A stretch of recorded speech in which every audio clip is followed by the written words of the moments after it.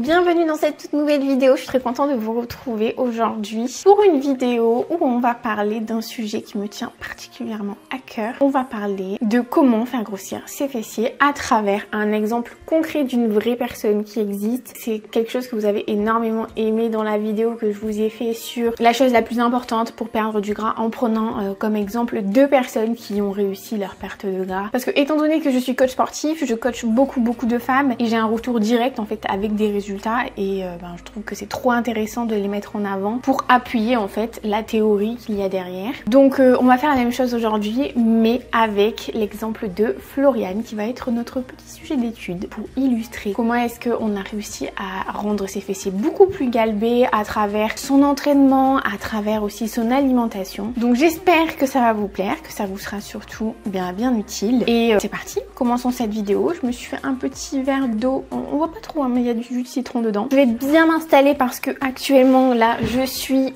dans la 35e semaine d'aménorrhée. L'accouchement est imminent, je suis enceinte jusqu'au cou. Donc je m'installe bien et on va pas trop bouger. Et c'est parti, commençons par présenter déjà Floriane.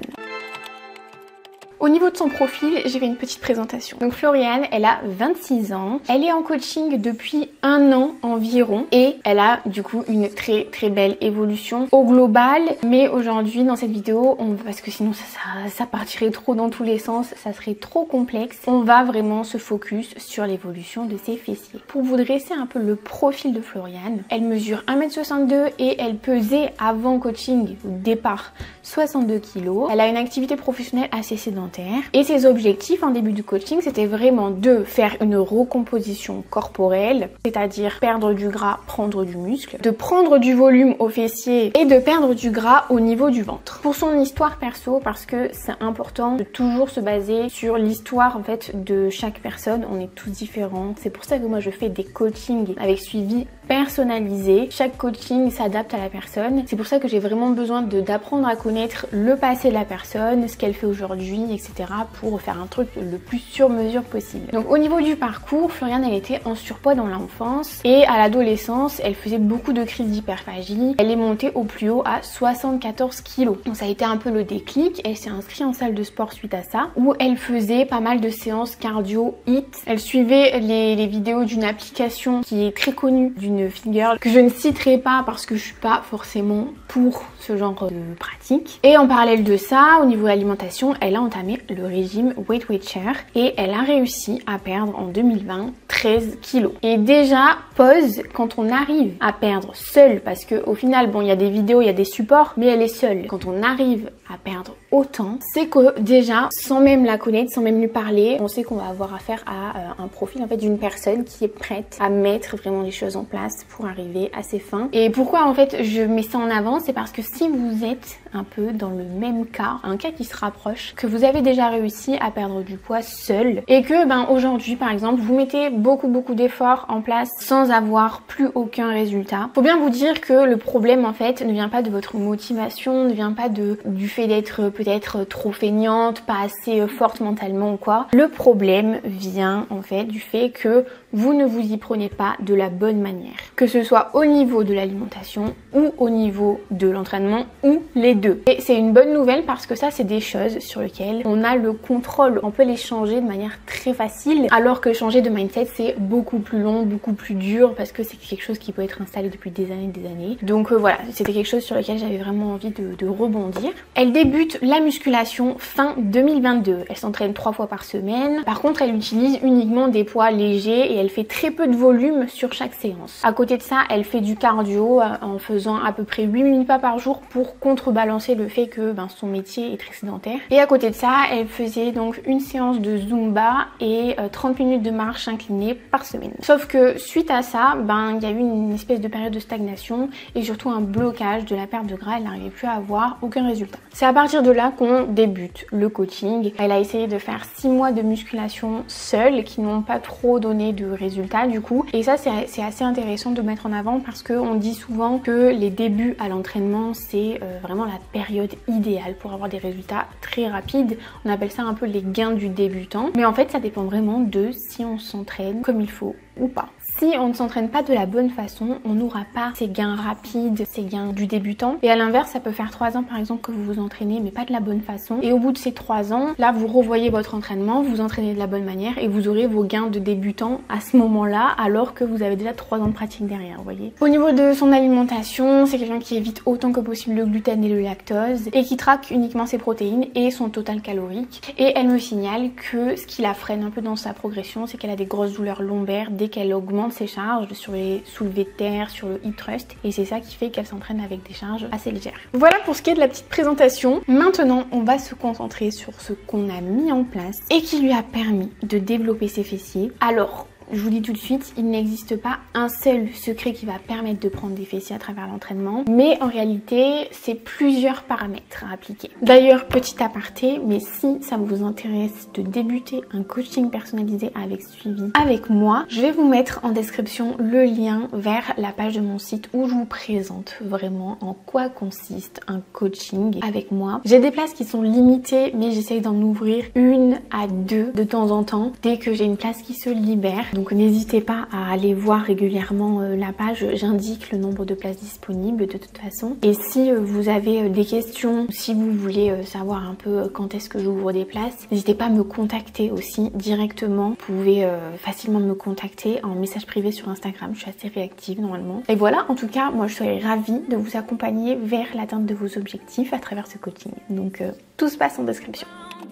Au niveau de l'entraînement, tout premier paramètre indispensable, c'est la technique d'exécution. Parce que la technique d'exécution, c'est la base. C'est la base de tout. Et malheureusement, dans la majorité des cas, les personnes qui ne sont pas encadrées, eh bien, elles exécutent mal leur exercice. À titre d'exemple, lorsque je commence à encadrer du coup une nouvelle fille à travers un coaching, il faut en moyenne environ 2-3 semaines pour qu'on arrive à rectifier et avoir une bonne technique d'exécution sur l'ensemble des exercices qu'elle va faire. Et j'ai remarqué que ça va être d'autant plus difficile s'il s'agit d'une fille qui s'entraîne de la maison toute seule avec par exemple des vidéos comme support. Donc en général c'est des vidéos qui sont cardio hit parce que tout simplement elle se sera habituée à réaliser ses mouvements de la mauvaise manière sans avoir de retour direct d'une personne qui sera là pour la corriger. Elle va réaliser aussi les exercices de manière trop rapide et souvent sans aucun gainage musculaire. Et pourquoi la technique d'exécution c'est si important? Parce que ça fait complètement la différence sur est-ce que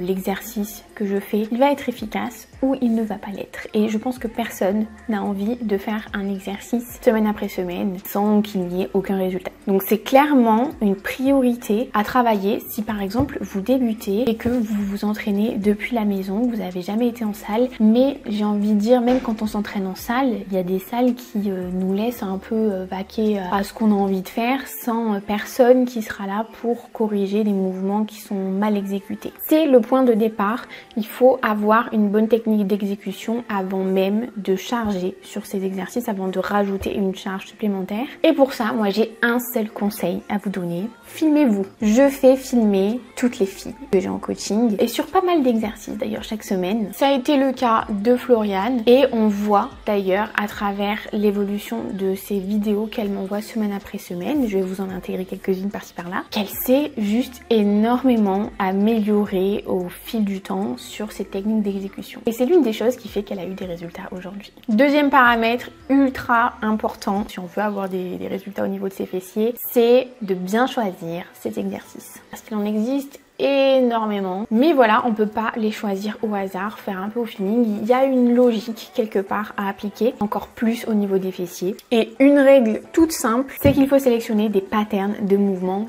complémentaires. Si ça vous parle pas, je vais vous donner un exemple, vous allez tout de suite comprendre. Oula, mon verre. Je vais prendre l'exemple d'une séance où on va enchaîner 3 exercices. On va enchaîner du squat. On va enchaîner des fentes statiques, sans bouger. Et ensuite, on va faire juste après des fentes bulgares. Ces 3 exercices, c'est des patterns de mouvements similaires. C'est des exercices à dominance de flexion de genoux. Et du coup, ils viennent solliciter principalement le bas des fessiers avec un pic de tension dans sa position étirée. Si on prend un raccourci, c'est comme si on venait faire 3 fois du squat ou alors 3 fois les mêmes fentes. On n'a aucune complémentarité et franchement ça sert à rien de faire 3 fois la même chose. Maintenant on va prendre l'exemple d'une séance de Florian. On va avoir une variante de hip thrust machine, une variante de soulevé de terre roumain, une variante de fente et des abductions. Et en fait le fait d'avoir sélectionné ces différentes variantes d'exercices permet de solliciter les fessiers dans leur globalité, que ce soit en les étirant et en les contractant. Ça aurait pu être d'autres mouvements parce que je vous ai dit il en existe beaucoup, mais tant qu'on vient solliciter les fessiers dans toute leur fonction principale, c'est l'essentiel. Parce que sans rentrer dans des détails un peu barbants, les fessiers c'est un muscle qui est assez complexe, beaucoup plus complexe que d'autres muscles du corps. Pourquoi? Parce que les fibres en fait musculaires, elles vont dans un peu tous les sens et du coup pour recruter vraiment l'ensemble des fessiers, et c'est le but, eh bien il faut essayer de taper un peu dans tous les sens, et c'est pour ça que vraiment rechercher la complémentarité dans le choix des exercices va être déterminant dans les résultats. Un point important, c'est que un bon choix d'exercice, c'est pas nécessairement de faire uniquement des exercices polyarticulaires, parce qu'il y a cette idée reçue quand on commence à s'intéresser un peu à la musculation, eh bien on entend très souvent que les meilleurs exercices pour prendre du muscle,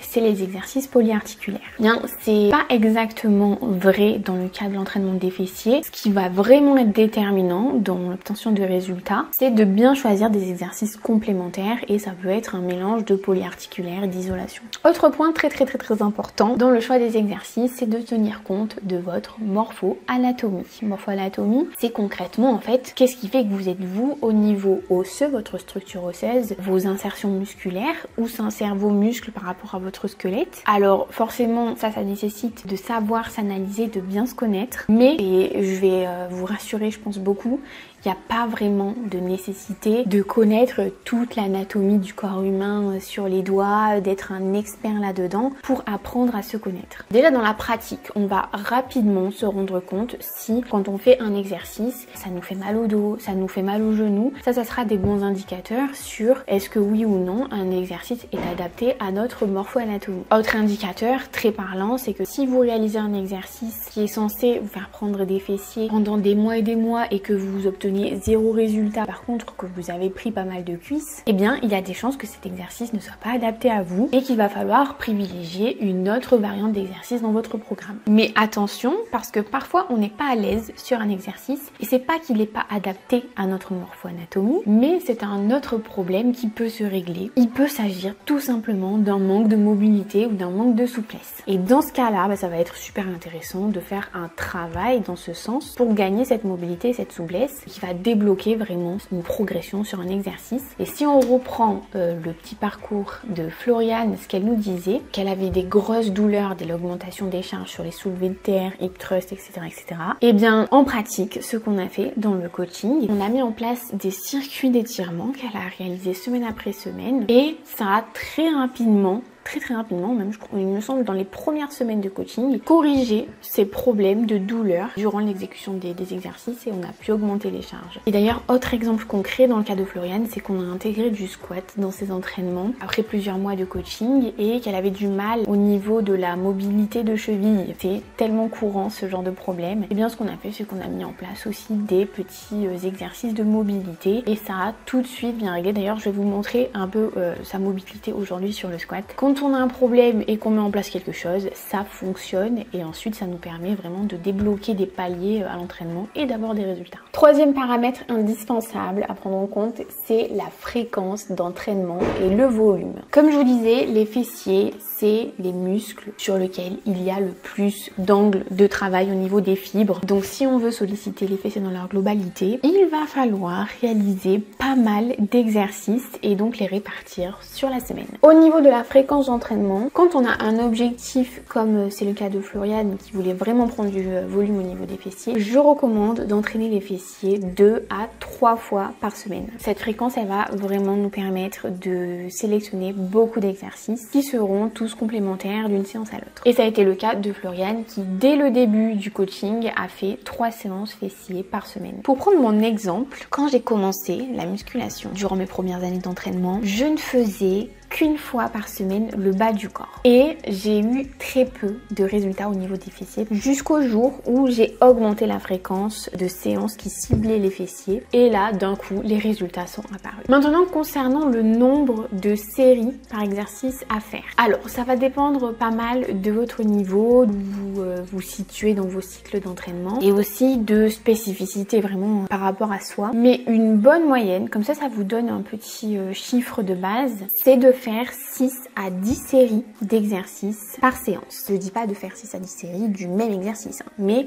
en tout, sur une séance, faire 6 à 10 séries. Et par semaine, je dirais entre 20 et 30 à peu près. Dans le cas de Floriane, on en fait un peu plus, mais comme je vous disais, le choix aussi, il se fait en fonction de spécificités propres à chaque personne. Et j'ai remarqué, en apprenant à connaître Floriane, en apprenant à connaître comment elle réagit, comment elle tolère les entraînements, eh bien Floriane c'est quelqu'un qui sait tolérer des gros volumes d'entraînement et qui réagit très très bien à ça. Encore une fois, personnalisez tout ce que vous faites à vous, c'est le plus important. Je bois pas beaucoup. Le dernier point important au niveau de l'entraînement, je pense que vous vous attendez à ce que je vais dire, c'est la surcharge progressive. Parce que ce qui fait que Floriane elle a autant progressé, c'est aussi et surtout dû à ses progrès à l'entraînement, ses progrès en termes de charge qui ont vraiment, c'est le jour et la nuit, ses progrès en termes de répétition. C'est possible de réaliser les meilleurs exercices du monde, d'avoir le programme le plus adapté, le plus personnalisé à soi, si on soulève toujours des charges légères, alors malheureusement,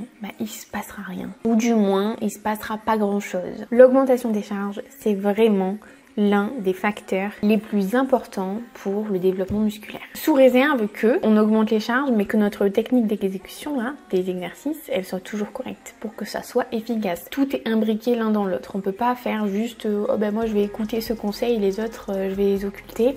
Ça fonctionne pas. Comment appliquer la surcharge progressive? Moi, je vous encourage à mettre en place des cycles de progression pour ajouter progressivement de la charge et des répétitions sur vos exercices. C'est ce qu'on a mis en place dans le cas de l'entraînement de Floriane, semaine après semaine, séance après séance. C'est ce que je mets en place pour toutes les filles que j'ai en coaching et c'est ce qui permet d'atteindre vraiment de belles charges aujourd'hui qu'elle ne pensait pas du tout atteindre au tout début. Et cette augmentation de charge, elle a eu lieu sur beaucoup d'exercices. Je vais vous en partager quelques-uns à l'écran avec les charges de début et les charges d'aujourd'hui. Augmenter ses charges pour augmenter ses charges, c'est quelque chose qui peut-être vous intéresse pas trop, vous mettez pas trop de sens derrière. Puis en tant que femme, peut-être que vous vous dites, parce que j'ai beaucoup de filles qui se disent ça au début, que prendre de la force, c'est pas quelque chose qui les intéresse et que elles, leur but, c'est vraiment d'avoir des résultats au niveau de leur silhouette. Et bien justement, ce qu'il faut comprendre, c'est que améliorer sa silhouette, ça passe en grande partie par le fait d'augmenter ses performances à l'entraînement et donc de soulever plus lourd. Maintenant, peut-être que vous mettez du sens derrière le fait de soulever plus lourd sur chaque exercice et donc de prendre en force. J'ai mon petit karma qui est là, il chasse une mouche. Maintenant, on va quand même parler de l'alimentation. Parce que c'est quelque chose qui va être aussi déterminant pour obtenir des résultats. Quand on a un objectif de prendre des fessiers comme c'est le cas de Floriane, il faut au niveau de l'alimentation être à minimum à maintenance calorique avec une bonne répartition des macros. Donc ce qu'on a fait en pratique quand on a débuté le coaching, ça a été déjà de redéfinir la répartition des macros étant donné qu'il n'y avait que les protéines qui étaient un petit peu calculées, mais le reste, il y avait une marge de manœuvre, il y avait de quoi en fait ajuster. Et ensuite, ce qu'on a fait, c'est qu'on a augmenté petit à petit les calories via les glucides après une bonne répartition des macros au niveau protéines, lipides, jusqu'à chercher sa maintenance calorique parce que clairement, elle était en dessous. Ce qui nous l'a montré, c'était qu'elle avait une faim qui était présente au quotidien et également que son poids avait tendance à baisser légèrement. Donc on est monté jusqu'à atteindre les 2000 calories. On a trouvé sa maintenance calorique et à partir de là, eh bien, les progrès à l'entraînement ont pu vraiment se faire. D'ailleurs, ce qui est assez intéressant dans le cas de Floriane, c'est que étant donné qu'elle avait ce passif avec le surpoids, l'hyperphagie et qu'elle avait perdu beaucoup de poids, elle avait une peur de reprendre le gras en augmentant les calories. Et ça a été un gros travail sur lequel on a dû travailler semaine après semaine pour faire sauter un petit peu ce blocage mental par rapport à cette peur qui était vraiment présente. Par exemple, on a bien insisté sur le fait qu'une prise de poids ne veut pas nécessairement dire et signifier signifier une prise de gras, bien au contraire. Quand on prend du muscle, quand on progresse, on peut voir le poids augmenter alors même que la silhouette est radicalement différente, qu'elle nous convient, qu'elle répond à nos objectifs. Il y a eu ce changement de mindset vraiment, surtout dans la première partie du coaching, et aujourd'hui d'ailleurs son mindset n'a absolument plus rien à voir avec celui du début au niveau de l'alimentation, au niveau de la manière de s'entraîner, donc ça c'est vraiment super. Et d'ailleurs sa shape n'a jamais été aussi bien que ce qu'elle est aujourd'hui. Les photos elles parlent vraiment d'elles-mêmes, alors même que le poids de début et le poids aujourd'hui ils sont quasiment similaires. On est à 61,3 kg au début, aujourd'hui on est à 60,7. Donc si on se focalisait uniquement sur le poids, on se dirait oh mais il s'est rien passé, alors même que les photos, elle a eu sa recomposition corporelle qu'elle voulait dans les objectifs de début. Bien sûr que les fessiers ils ont pris du muscle et en parallèle elle a perdu du gras, ce qui fait que au niveau des mensurations uniquement des fessiers ça a diminué, alors même que le rendu visuel, on a l'impression que les fessiers sont beaucoup plus gros, beaucoup plus dessinés, beaucoup plus galbés, mais c'est parce que vraiment il y a eu du progrès musculaire à ce niveau là et une perte de gras en simultané. Petite leçon à tirer de tout ça, c'est que pour mesurer son évolution, ses résultats, il faut se baser sur plusieurs indicateurs et pas juste rester concentré sur le poids ou sur les mensurations. Voilà, il faut avoir une vision beaucoup plus globale d'ensemble. Faire des photos, c'est trop important. Regardez les avant-après qu'on peut voir comme ça, ils sont vraiment très intéressants. Suivre ses performances à l'entraînement, ça aussi c'est un indicateur d'évolution et de progrès. Donc je trouvais ça super intéressant de vous exposer un peu à travers le cas de Floriane tout ce qui fait qu'on a réussi à atteindre ses objectifs et qu'on continue.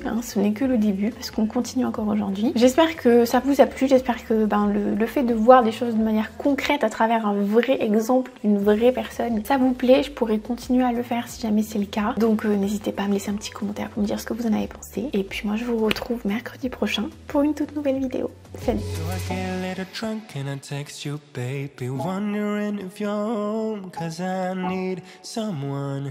Right now